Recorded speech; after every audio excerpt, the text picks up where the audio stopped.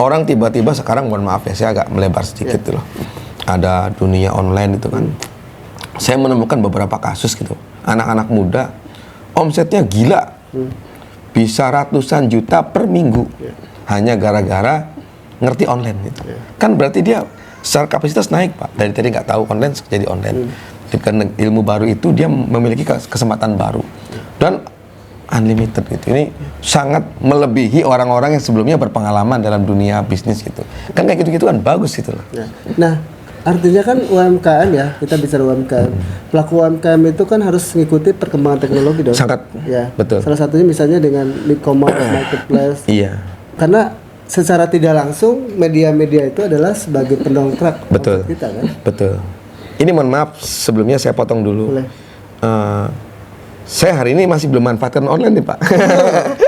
Tapi saya mengamini bahwa online itu bagus gitu loh. Iya. Bagi pemula. Bagi pemula maupun bagi expert. Mas Gun kan udah pengusaha.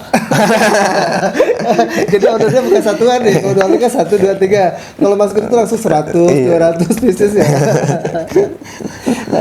Iya, jadi panjang nih ceritanya kenapa saya belum. Ya kenapa itu pertanyaannya kenapa nih? Apa karena mental saya pengusaha jadi saya bukan main di kecil-kecil gitu. Iya, ini nih bisnis tuh Pak, kalau kita ngomongin kebetulan juga dosen juga Pak, dosen di terkait dengan mata kuliah bisnis. Jadi saya juga banyak dipertanyakan oleh mahasiswa saya gitu, Pak kenapa nggak dagang online gitu.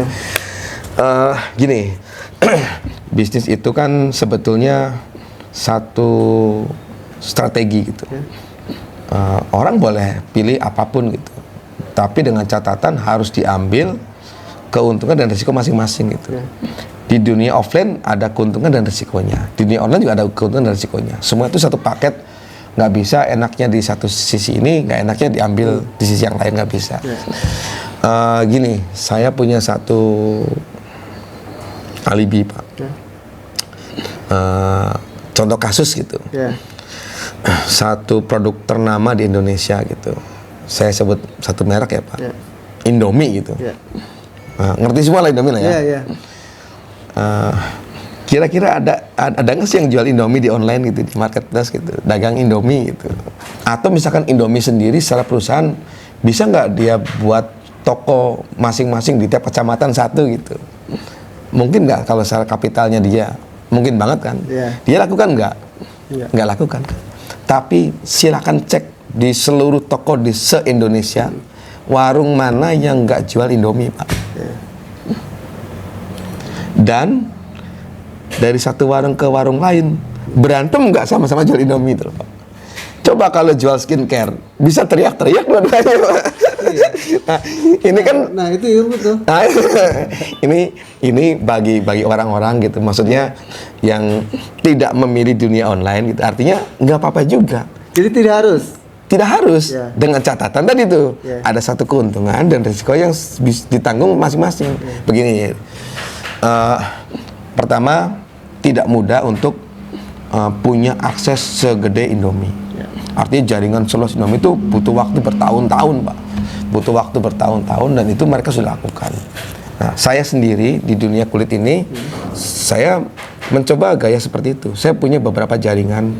Saya sudah kirim beberapa toko di daerah Malioboro Pak. Saya ada 4 toko di Malioboro, saya isi di sana. Di Cirebon ada 2 toko di Gerage Mall dan di Batik Tursmi.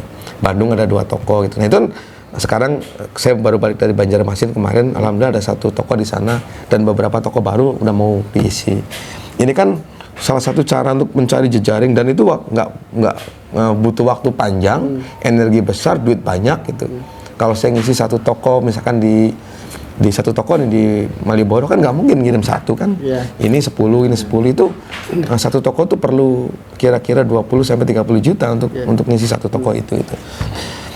Nah itu risiko itu harus diambil gitu. Tapi ketenangannya enak sekali gitu. Kita tidur, kita santai, tokonya masih buka sampai jam 10 malam. Tiap bulan itu kita tinggal tahu rekapannya kan nih Pak, bulan ini yang terjual begini-begini. Oh, enak banget kan itu kan. Tapi itu dibalik itu penangguhan risiko tinggi. Nah, di dunia online sama ada risiko dan keuntungan. Untungnya kita nggak usah punya toko, nggak kayak sepanjang itu. Bahkan kalau ngerti caranya, secepat kilat, gitu kita bisa dapat omset sebanyak-banyaknya, nggak usah buka jaringan dan di rumah bisa, nggak usah rumah di pinggir jalan, nggak usah strategis, bahkan di dalam gang juga bisa menghasilkan omset sebanyak rupa. Tapi di balik itu juga harus ada effort yang tinggi juga, gitu. Dengan caranya yang perdagangan online itu. Oke, berarti sebenarnya online offline itu ada sisi keuntungan, ada sisi kelemahan ya. Betul. Tergantung resiko mana yang mau diambil. Nah itu. Kalau dari kacamata Pak Gun, itu lebih berisiko yang offline atau yang online? Nggak ada Pak. Jadi itu tergantung masing-masing pelakunya. Kan pelaku tuh kayak seneng-senengan aja gitu loh. Semua itu sama. Semua itu satu level gitu. Gini, dulu tuh contoh nih. Bisnis itu katanya yang enak, misalkan buka pom bensin gitu, atau buka apotek gitu. Itu buka apotek pasti lebih enak dari buka gorengan gitu. Belakangan nggak bisa. Dagang basreng aja bisa miliaran. Dagang cilok aja bisa miliaran. Artinya sekarang itu kesempatannya terbuka sekali, mau online, mau offline, mau apa. Tinggal pelakunya. Balik lagi ke pelaku sendiri sekarang belakangan ini. Sudah nggak ada batasan, orang rumahnya nggak di depan, akan lebih sukses dari yang di belakang, nggak begitu sekarang. Jadi dengan kayak ini aslinya, wah kita udah hebat banget, udah keren banget. Jadi sebenarnya pilihannya pada pelaku UMKM itu ya? Iya betul. Mau pilih offline maupun online? Iya, silakan. Semua ada risiko? Ada risikonya, iya. Ada kekurangannya. Pak Gun ngambil yang offline, ya risikonya saya ambil. Risiko diambil gitu. Artinya ya memang harus ada risiko kan? Oh iya. Kalau mau usaha ya? Betul, Pak. Mohon maaf nih. Iya. Saya balik lagi ngajar entrepreneur nih, Pak. Iya.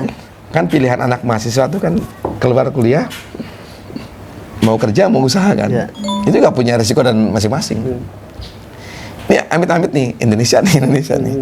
Jangankan mau usaha, Pak. Mau kerja aja kadang kudu ada duit yang dimasukin. Iya. Udah kuliah banyak duit, keluar duit. Mau masuk kerja kan butuh modal. Iya. Orang kerja aja kudu ada modal, usaha nggak modal, something stupid gitu Pak. Ya, ke laut aja. Ya itu kan ini rasional realistis.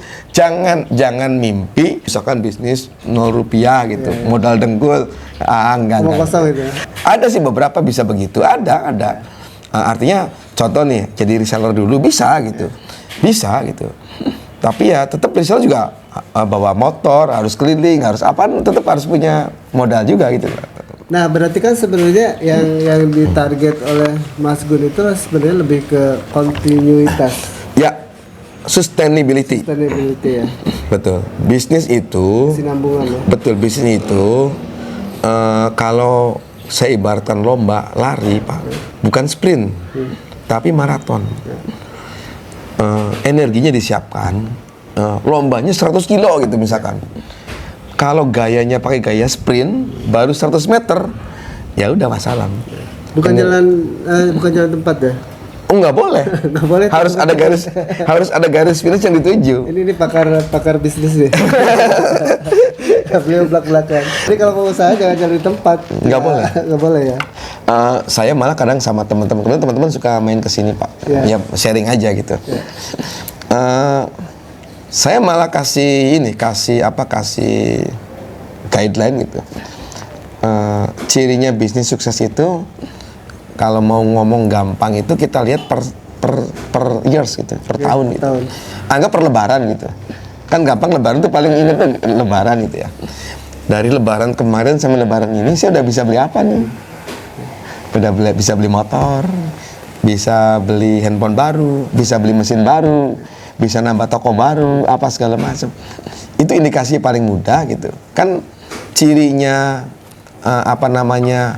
aset, cirinya kapital itu kan sudah habis untuk dimakan, sudah habis untuk pengembangan, sudah habis apa? Itu kan masih sisa, berarti di situ bisnis berkembang gitu.